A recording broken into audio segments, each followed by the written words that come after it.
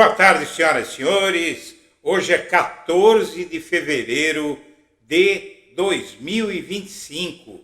São 19 horas. Minha amiga, meu amigo, tic-tac. O Bolsonaro está em pânico. Ele realmente nos surpreendeu. Ele foi subestimado em seu nível de covardia. Ele está desesperado a um ponto que, como toda fera acuada, torna-se perigoso. Ele ele engendrou e está colocando em prática um plano que é uma ameaça à sociedade brasileira em termos de múltiplos retrocessos que ele está almejando, tentando, correndo para um lado, correndo para o outro, oferecendo o que pode e o que não pode, em busca de aliados, enquanto os aliados olham de lado, olham de soslaio para ele. O Bolsonaro está demonstrando que não haverá limites para onde ele pode chegar por conta do seu medo patológico de prisão. Lógico que ninguém gosta de prisão, lógico que uma prisão comum todos teriam medo, porque você vai ficar no meio de gente perigosíssima, não é? Gente que pode te matar, pode te ser viciado de todas as formas. Uma prisão comum no Brasil é pior do que a morte. No caso do Bolsonaro, não é? Ele não ficaria numa prisão como essa. Ele, inclusive, muito provavelmente, ele conseguiria ficar numa prisão militar com regalias. Então, o que se trata mesmo, no caso do Bolsonaro, é covardia e vaidade. Há um ponto que esse sujeito está enlouquecendo.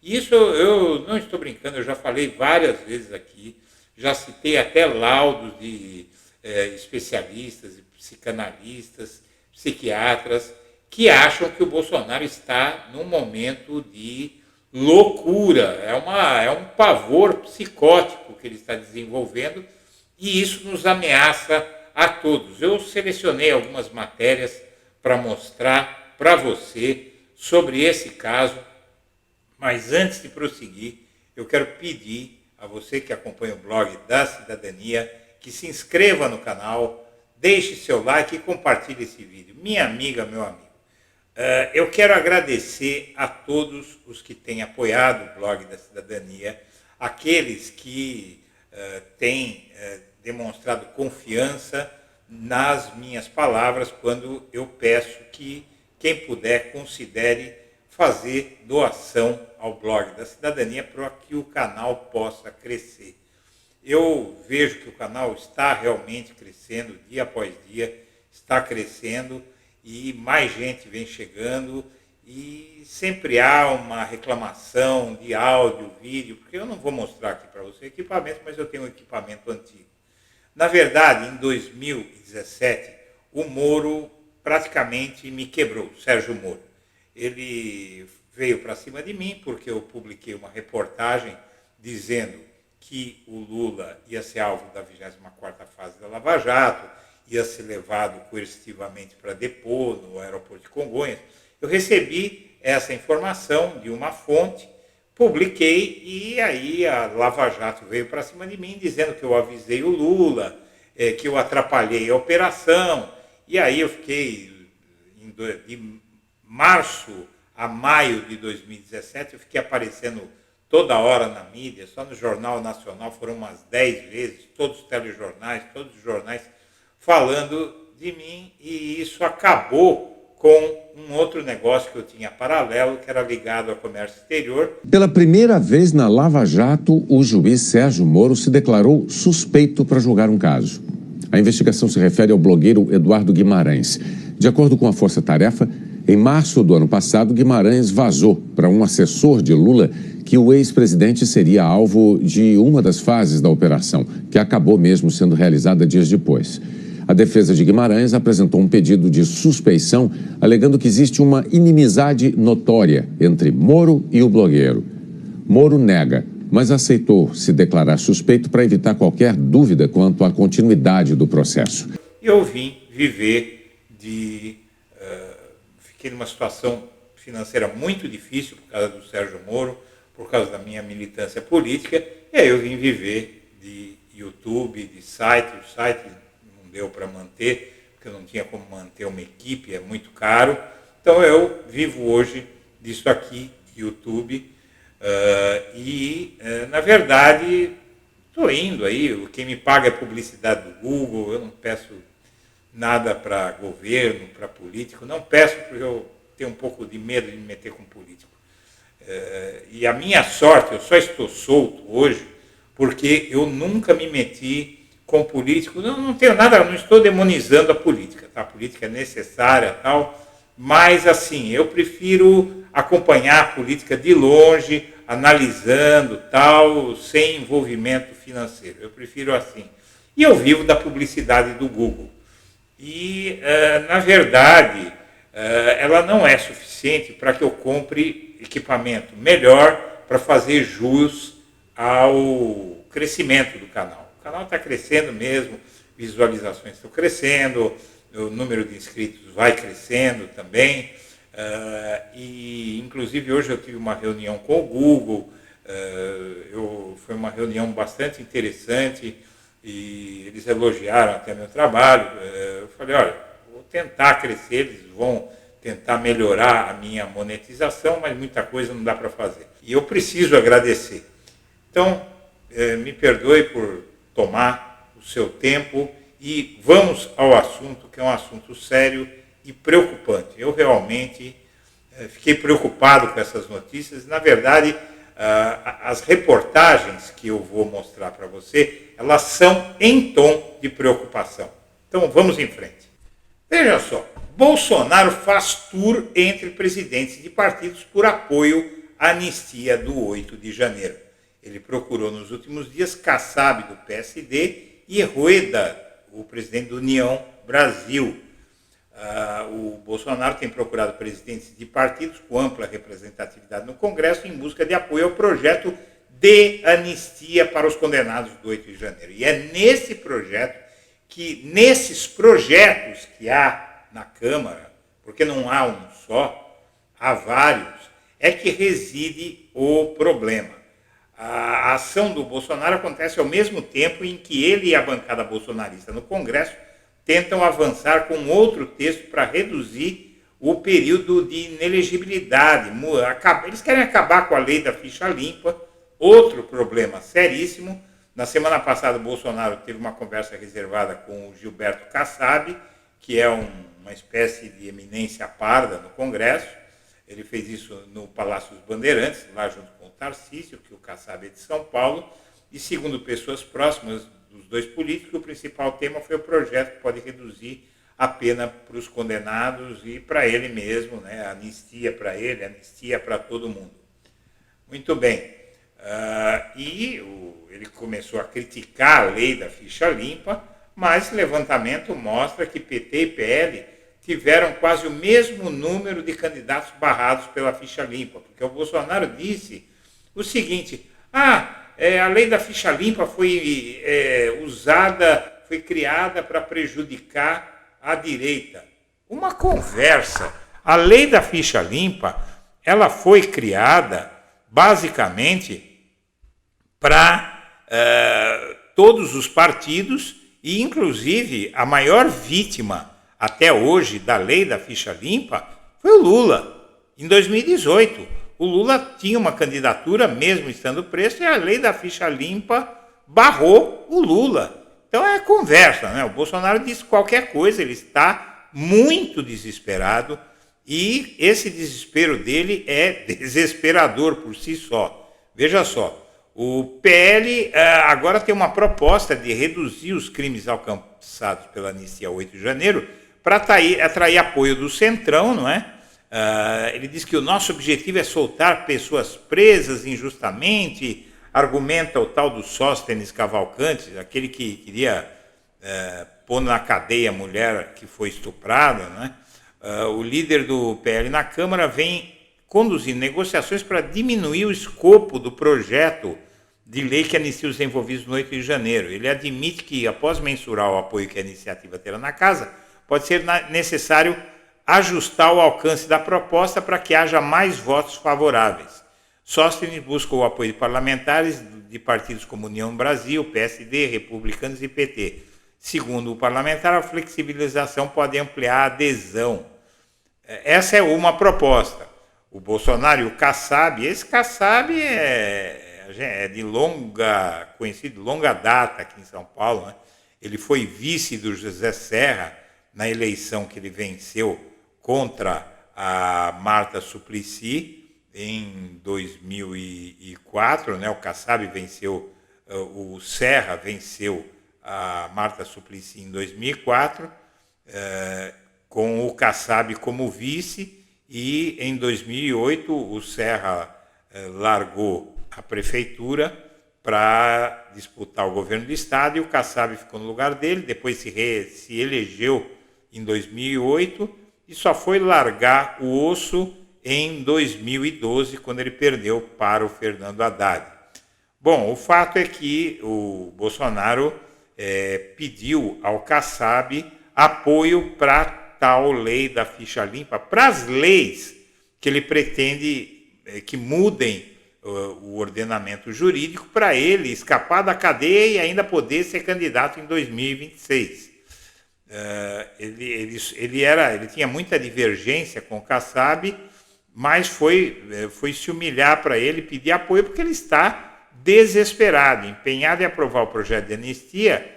Ele adotou o pragmatismo político e superou a sua desconfiança em relação a Gilberto Kassab.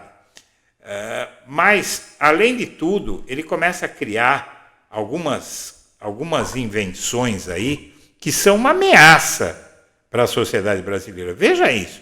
De aliado dos Estados Unidos à vítima da CIA.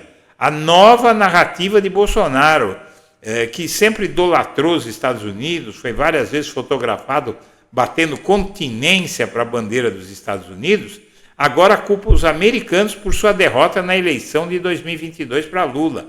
Bolsonaro sempre teve uma relação criativa com os princípios democráticos. Depois de passar anos desdenhando dos direitos humanos, minimizando torturas e exaltando ditaduras, agora ele os redescobriu, mas apenas quando servem para pedir anistia aos golpistas do 8 de janeiro.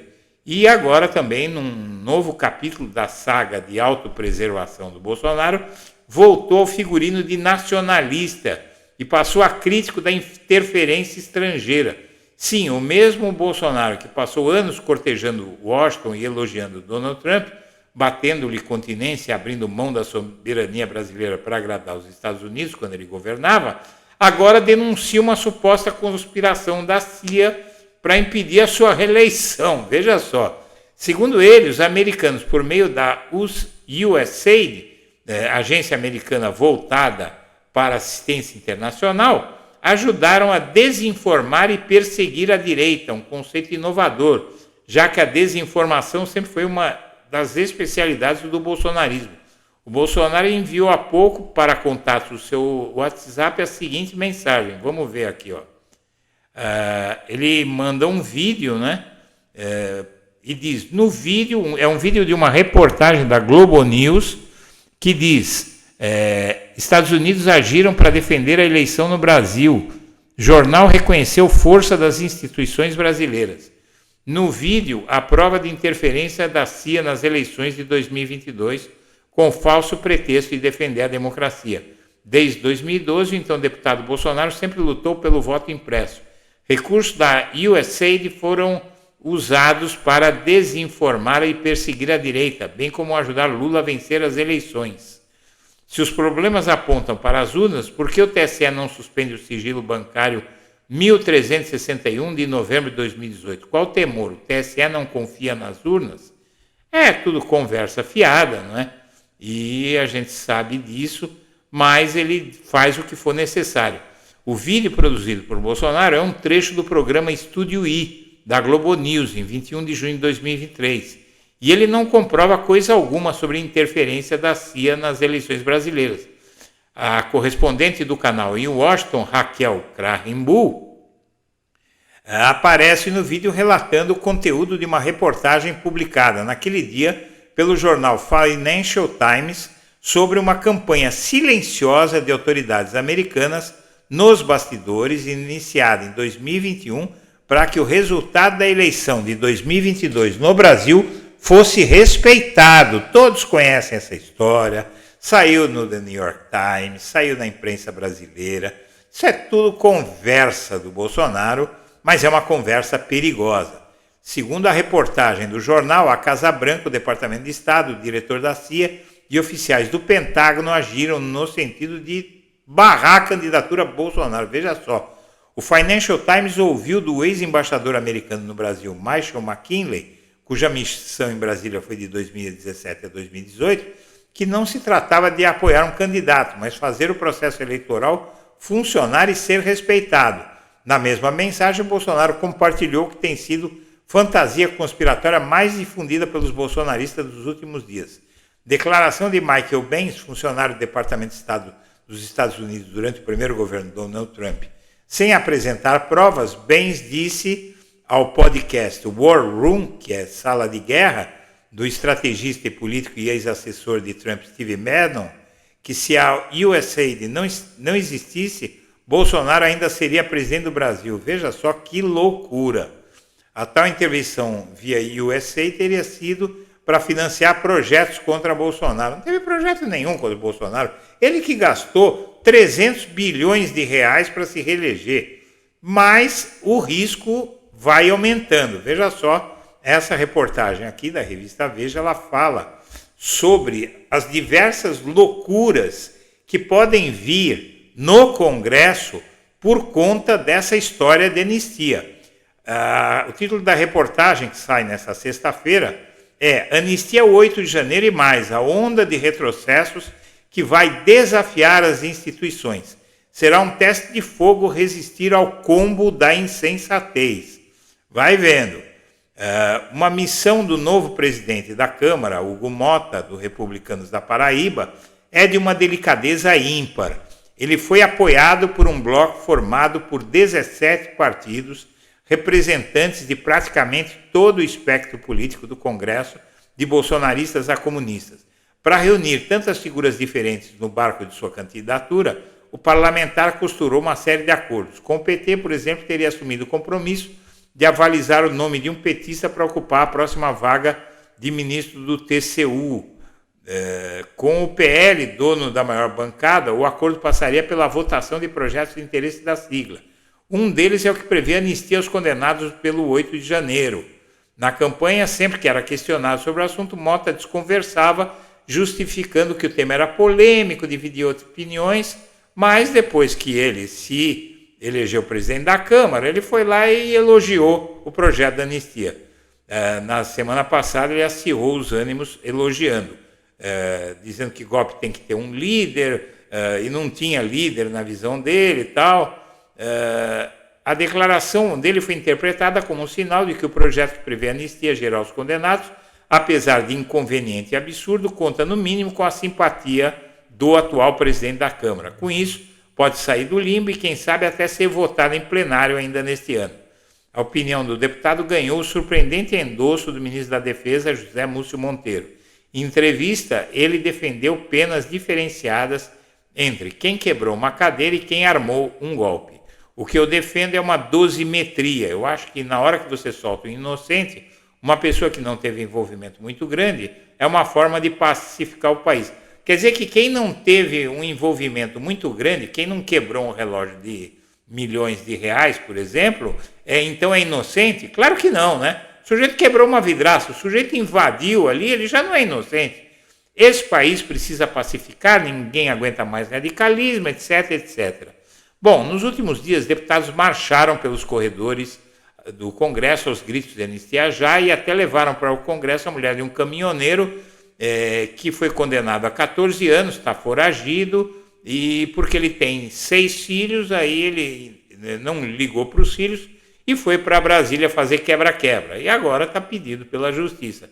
O Bolsonaro já tinha gravado um vídeo da família e fez um apelo aos senadores para assinarem a questão do impeachment. Agora, olha aí, ele pega a criança no colo, ele faz toda essa demagogia. Há no Congresso diferentes projetos sobre anistia. O principal deles prevê um perdão indiscriminado a quem participou de manifestações em qualquer lugar do país entre 30 de outubro de 2022 até a data em que a lei entra em vigor. Outras propostas prevêem anistia também a quem financiou ou apoiou protestos relacionados às últimas eleições presidenciais.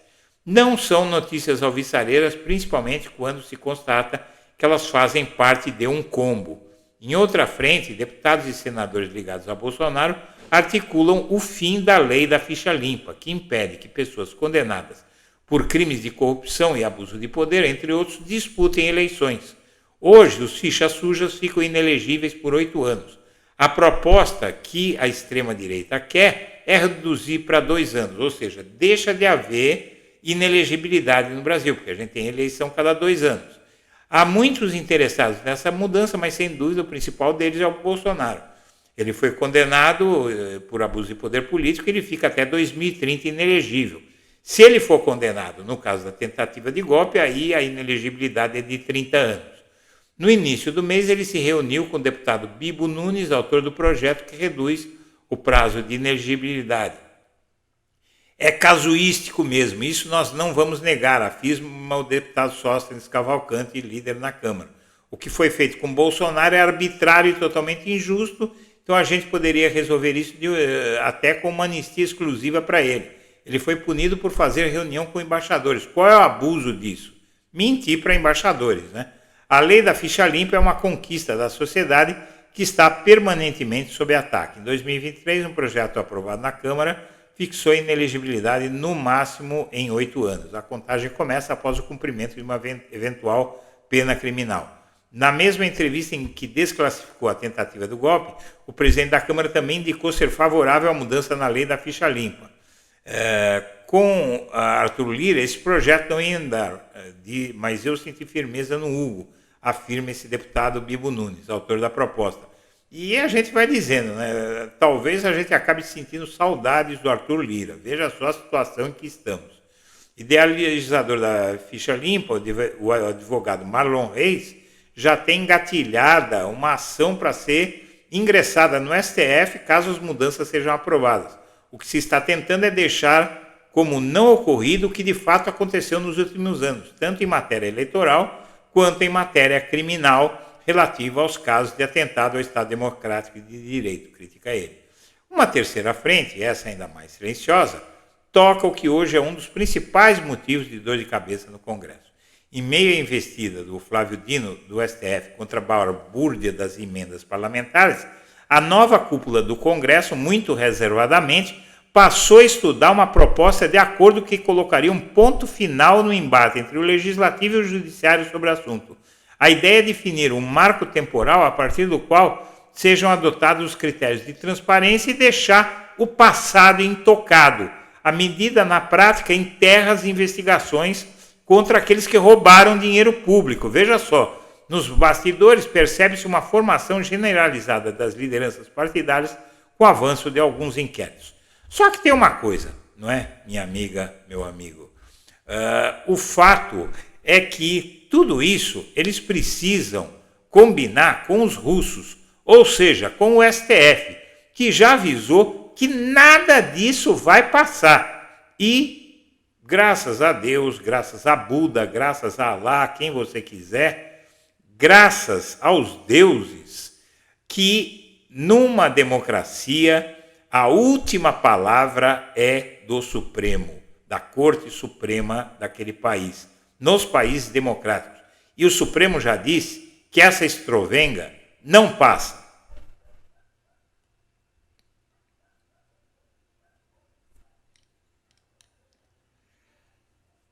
Ufa, minha amiga, meu amigo, eu quero agradecer a sua atenção e deixo meu abraço para todo mundo.